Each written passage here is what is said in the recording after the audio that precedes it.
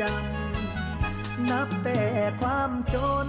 พาดิ้นรนเป็นคนไกลถิ่น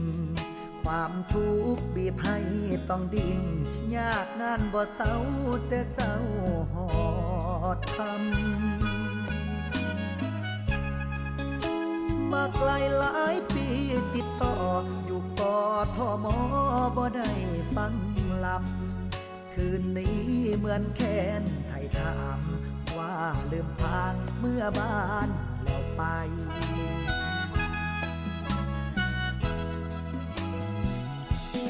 แม่นผู้ใด